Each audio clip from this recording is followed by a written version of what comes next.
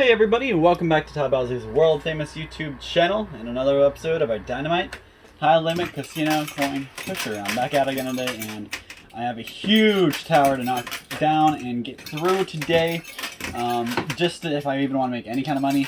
I definitely stepped back on my buy-in today because, frankly, all the really large buy-ins, the machines just didn't look like they'd be very profitable, and if I'm dropping that kind of money from now on, I need to make sure that's going to be something that is worth it.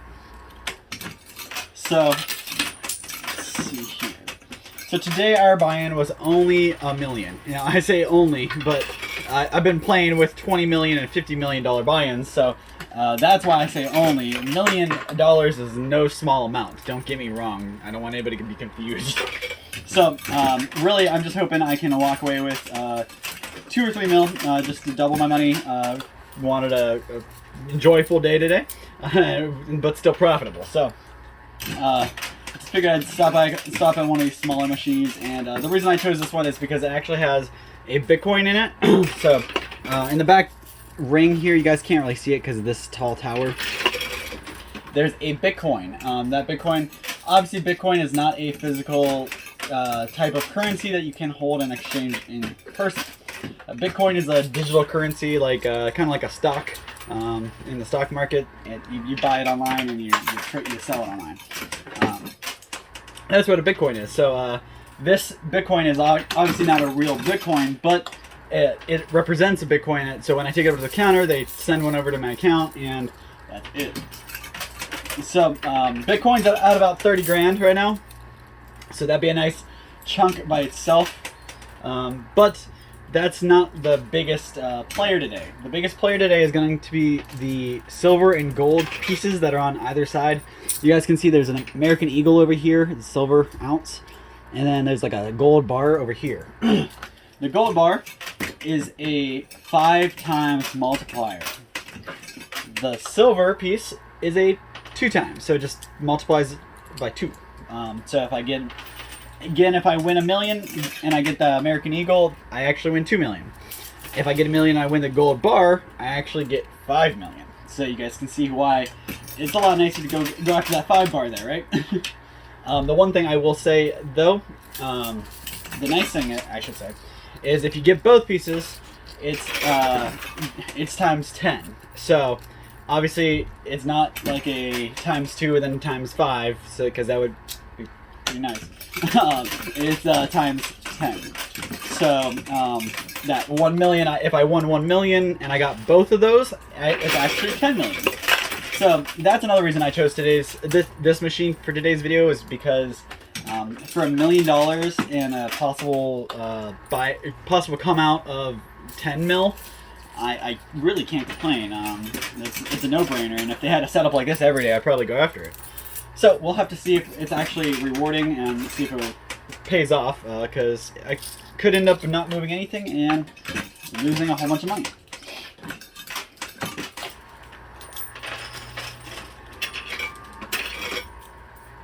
Something I am noticing, though, it's the bottom field is moving. It's moving towards the glass, obviously, and the top here is actually hitting the glass. It's stacked so tall, it's hitting the glass, and the glass is pushing it backwards.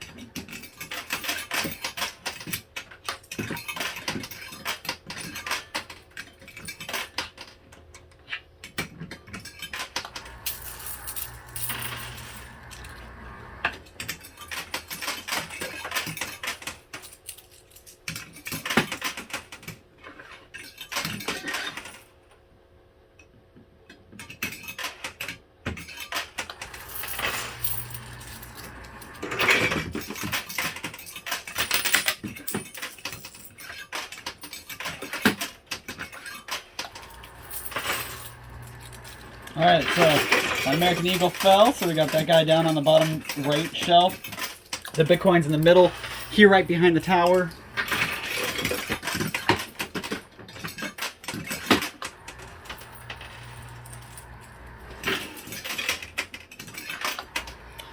I hope everybody's having a good week so far. I do want to apologize. I have not been very active on here lately. I've been kind of taking a step back. You guys know I have a new daughter, so you gotta prioritize, right? But don't worry, I will be here as much as I can, doing all these videos and trying to make as much as we can together. So, bear with us. So, I do want to get more involved with you guys, since I haven't been here for a while.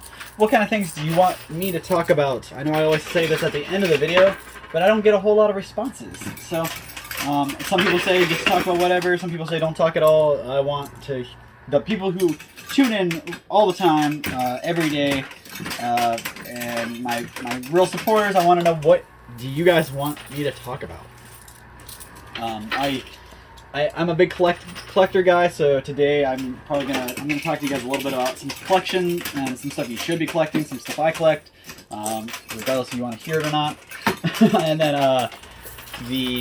I'm also going to touch upon a little bit of food first. So first of all, I wanted to bring up food because I didn't really get a whole lot of I didn't really do a whole lot for the holidays. I didn't get to see a whole lot of my family. The day after Christmas, my sister came over. I got to have a little little Christmas thing there. But I still have all my nieces and nephews' gifts at my house from my other siblings that I need to go see because I haven't gotten a chance to see them. I've been really busy, and when I'm not busy, everybody's sick, and I can't risk having anybody sick around my kid, and I didn't know if any of my family personally was sick, but with all that RSV and stuff going out there, and all I kept hearing was it was more common in kids, and that was the whole reason of us going and seeing the family, was to give the kids their gifts. So I figured out we'll just wait a little bit, let all that stuff die down a little bit, and then we'll catch up. So finally, it has kind of let up a little bit, so we got to catch up with some of our my fiance's sisters anyways.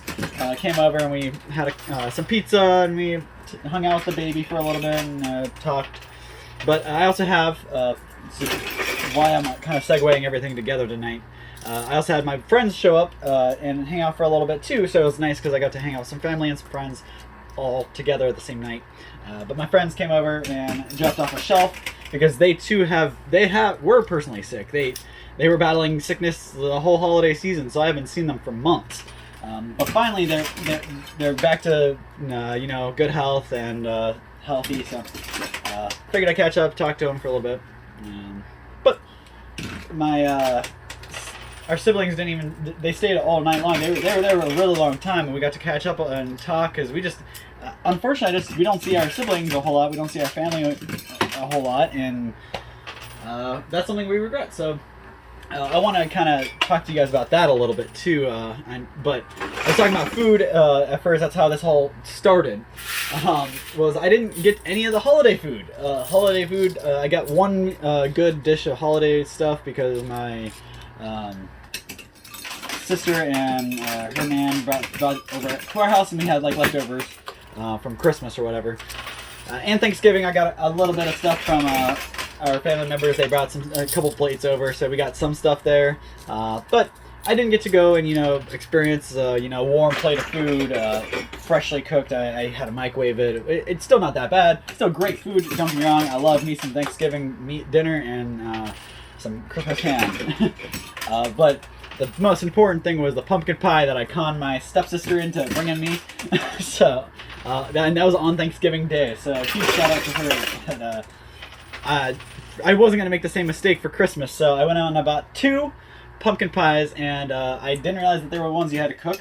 So for the first time, I cooked my own pumpkin pie. Now, that being said, I did not make or bake a pumpkin pie. I did not use a jar of the pumpkin stuff and use a pie crust. I didn't do all that. I just bought a frozen pumpkin pie and I put it in the oven and whatever. So it wasn't hard. It was just like making a pizza, an oven pizza. So no challenge, but it was all the reward. It was really good. Tasted just like any other pumpkin pie I had. It was a little weird though, because I made the mistake of eating it a little like before it cooled off and like while it was warm, and it was not the best experience. But it was very good pumpkin pie nonetheless. So this week we kind of decided to switch up how we're doing our groceries, because we have a newborn now. We are, oh my god, oh that was a lot. Alright, that was a big stack of $500 chips, so I'm going to grab some more quarters so I can really knock this out. So don't go anywhere. I'm going to put you on pause, but I got to let all this stuff kind of crumble, so I'm going to let it play out for a second here.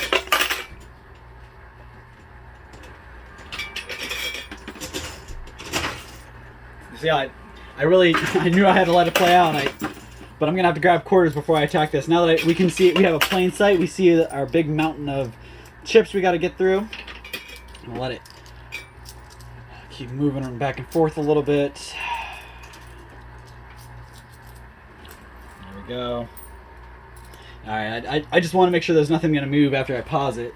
It's still a chance the stuff could move, so when I come back, if like a chip or two are misplaced here, so maybe I'm just going to throw a couple more quarters in here. The rest of this pocket full, but after that I'm kind of out, so I'm going to have to get more quarters.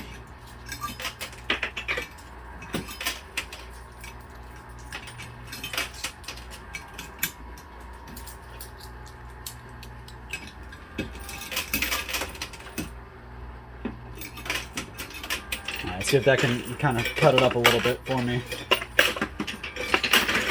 Yeah, that might help. Alright, I really want to just, I don't like having anything misplaced, because I don't want like anybody accusing me of cheating or anything, so I like everything moving and like, see, if I would have come back and that was dropped, everyone would be accusing me of cheating. So I'm going to go ahead and put you guys on pause. I'll be right back when I have a whole pile full of quarters and we can keep going through this. So don't go anywhere. I'll be right back. Okay, I am back, and really wasn't that many quarters down there, so I'm guessing I'm going to have to stop again for more quarters, but we'll see.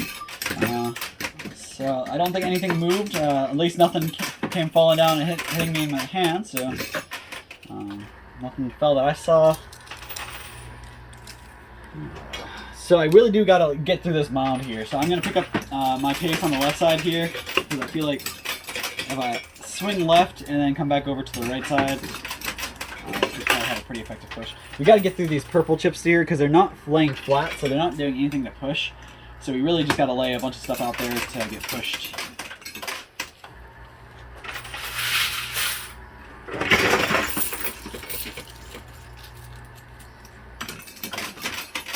So I was talking about food and holiday food and stuff like that. So I was actually I was kind of swinging my way into what I had this week and our kind of new system. So because we have a newborn, our schedules are completely, well, we don't have schedules. The way of life we once knew is no more.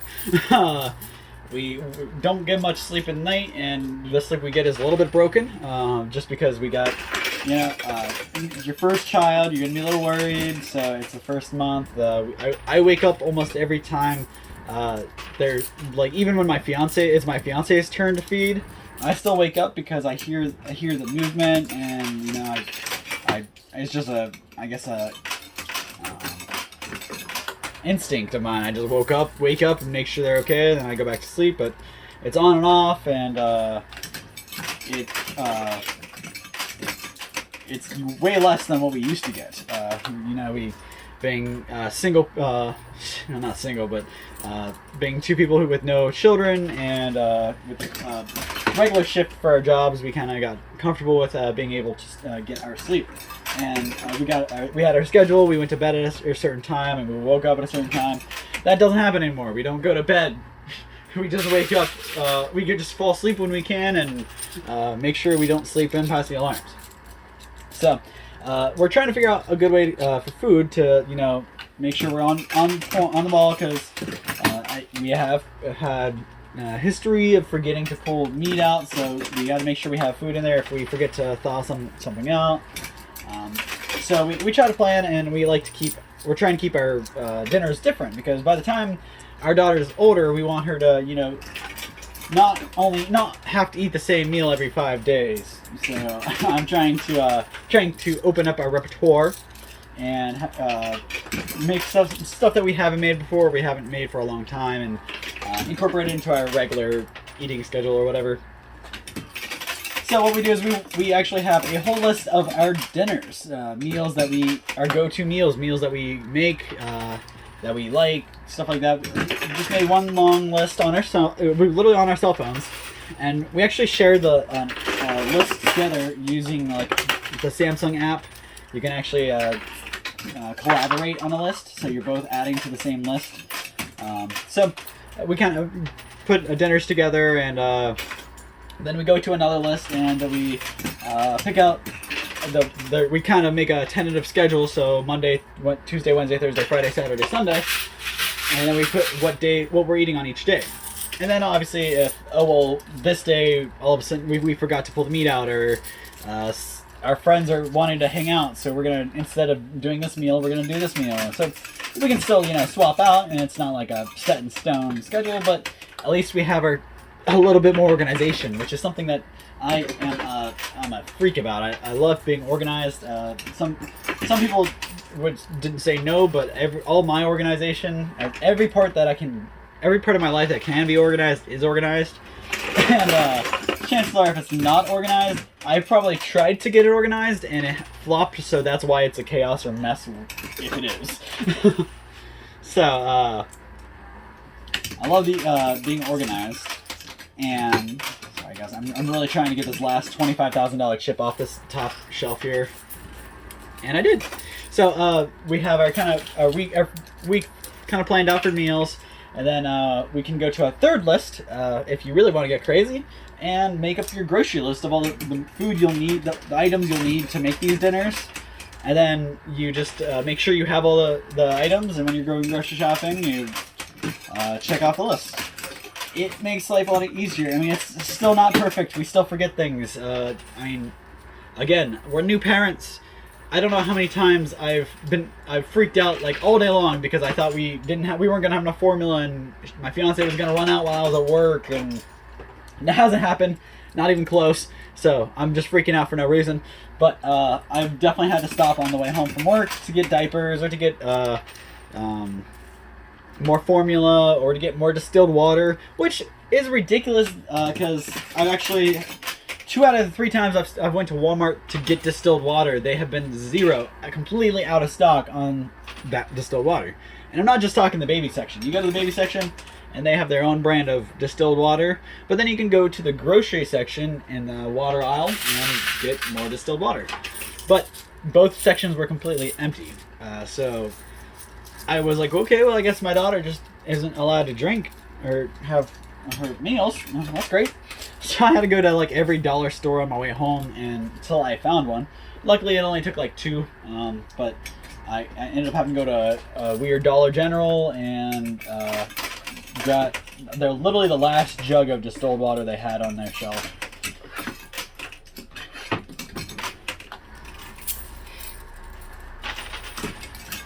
So shortages are a real thing still, and I'm afraid shortages are probably gonna be an on and off thing we'll see for the rest of our lives. Not even because of the, the sicknesses and the lockdowns and stuff like that. It's because the way people do business from one country to the next is really not that good these days. I mean, everybody wants something. I mean, obviously, in order for country A to trade something to country B has to have something country A needs, and country A has to have something country B needs. Well, unfortunately, a lot of places kind of have become self-sufficient, so they don't need too much from other places. Obviously, everybody's going to need to rely on somebody for something. Everybody's got exports and whatnot, but for example, we used to send a lot of cardboard to China, and that isn't such a big thing, so that's why we have a lot of shipping crates over here, and no, like China doesn't need anything from us for us to ship back to them. I mean, look at our shelves when you walk through a Walmart or your local grocery store, whatever it may be. Read the backs of the packaging. A lot of stuff says made in China, made in Pakistan, made in Thailand, wherever it may be made. It's not made in America. So chances are we're feeding somebody else over in some other country. At the end of the day, that's what it comes down to. That's why it really is important to shop local. Shop with small businesses and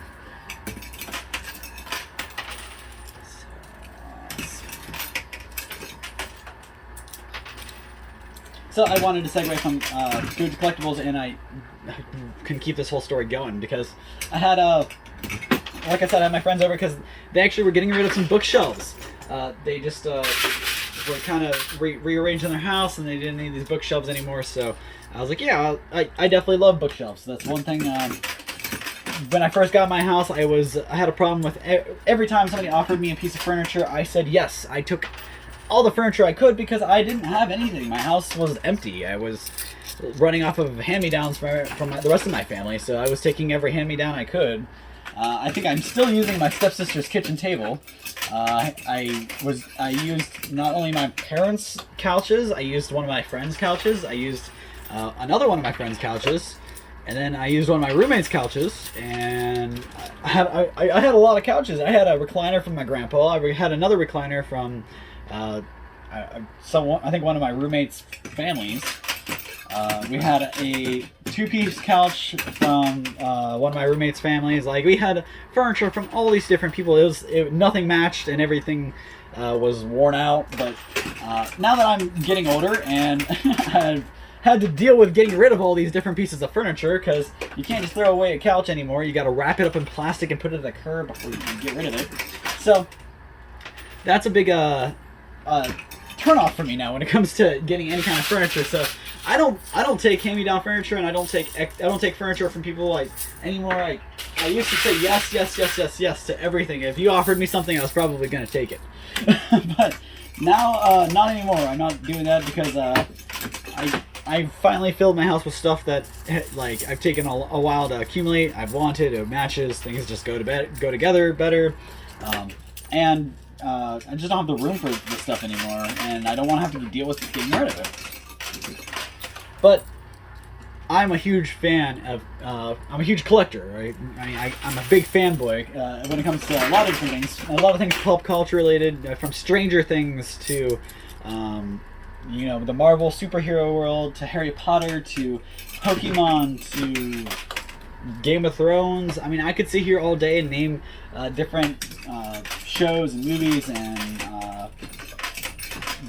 markets and brands and stuff that I like. So obviously I'm a huge collector of all these different things, and bookshelves are great to display these things, especially Funkos. I'm a huge Funko collector, so my house is full of Funkos, and I finally decided it took having my daughter in my house and all the things that come with a baby.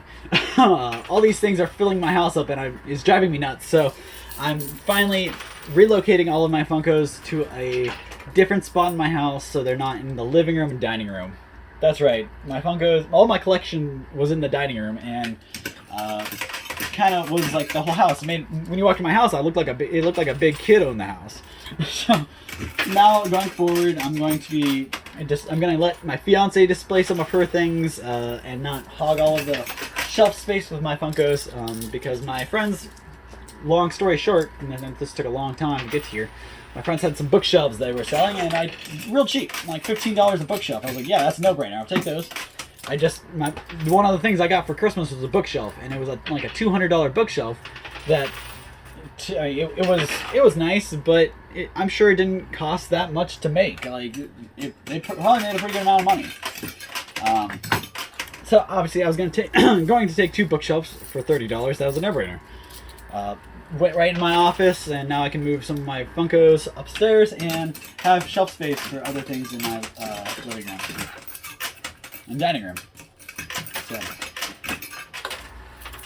one nice thing that that's why I wanted to kind of segue to that is collectors, because it got away from me when I was growing up, and you know, still pretty young. I got into Funkos because it was just well, really my buddy got me into it because he had one and he got me one, and then he got another, and then I was like, oh man, I want one of the matches, mine, and it was a dark hole that I fell down, and now I'm still just struggling to keep my head above water. No, I'm just joking. But I do have a lot of Funkos, and I've finally slowed down on buying them because they take up a lot of space, and they're not that. Yes, some Funkos can be worth a lot of money. I mean, I have some that are worth over $100, some that are worth a couple $100s. I mean, that's not a whole lot when you're talking about the amount of space they take up, and the chances of something like it's a shelf item, so it could get damaged pretty easily. Take that same ideas, the same amount of money you spend on, I have spent on Funkos. If I would have spent that on gold and silver back when I first started buying Funkos, by now I would have a lot more money to be talking and playing with. So it just everybody has their own things that they like and they collect, and a lot of people don't do it for an investment. But if you're collecting for as an investment possibility, you really got to think about things like that, like how much room something is going to take up, and where it's going to end up one day. Like, is it going to live on that shelf your entire life? Or one day, are you going to pack it up and sell it? Or are you going to give it to your kids? Or what are you going to do with it? You got to think about these kind of things. Gold and silver doesn't take up very much room. It's worth a lot of money, and no matter how you shake it or cut it. And it's probably only going to be worth more and more money as time goes on. And it takes up very little space. It's very easy to store and very hard to damage. It's a great idea, great investment, and it's a great collection to get into. Even if you have to force yourself to like collecting them or like looking at them or whatever you have to force yourself to do, get into collecting gold and silver, or at least just silver. Doesn't matter what you want to collect, but as long as you're getting into a precious metal, it's a no-brainer. You're gonna make your money back and eventually, and it's gonna be a great investment for even if you never sell and cash in on it, and you pass away one day, your kids are gonna end up with that silver and gold, and they're gonna either line their pockets and be, oh my god, I love my mom and dad, or they're going to be thanking you because they just got a huge collection and they're going to sit on it until their kids get older. So you got to keep these things in mind when you're buying and collecting different things. But I've used all my time up. You guys see I'm at my 30-minute mark, so I'm done putting quarters in. I'm going to let those play out. We'll see what that does. I'm going to let it sit here for a second because I am out of time. Doesn't look like anything else is going to come out though, so I'm going to go ahead and count out my total. I'll see how much money I won. I'll come back with a grand total for you guys, so don't go anywhere. I'll be right back. Alright everybody, so here you have it, my grand total laid out for you. Let's see how much we did. Remember, my buy-in was 1 million. So starting here, we got 500,000, 75,000, so 575,000, 2, 3, 4. Actually, that's 390. So 390,000 here, added to the 575,000 here, and you get $965,000 there. 1, 2, 3, 4, 5, 6. So that's 60,000, 62,000. Add that, and we're at $1,027,000. So we got our buy-in back, and we made 27,000. So let's keep going. This is another 5,000, I believe. 6, 7,000. 8, 9, 10, 11. 12, 13, 14, 15, 16 and a half, 17, and another $300. So we add all that together, and that's $1,044,300. So pretty good total there, but that's not it. We also got our multiplier. That's the Silver Eagle. We didn't get the gold bar, so we just got the ×2. If we had got the gold bar, it would be ×5, and if we would have got both of them, it would have been ×10. We'd be in a lot of money right now. But I did get the multiplier, so that takes us from $1,044,300 to $2,088,600. So doubled my money. Actually, almost tripled my money. So really good game play today. Unfortunately, I didn't get that gold bar, but hopefully next time I can, and play for a whole bunch more money, and hopefully one of those higher buy-in machines will be up and a little more profitable looking. So we'll see next time. Thanks so much for tuning in. Make sure you drop a comment down below. Let me know what you think. Join the conversation, and we'll see you same time, same place next time for another one of these videos. Thanks.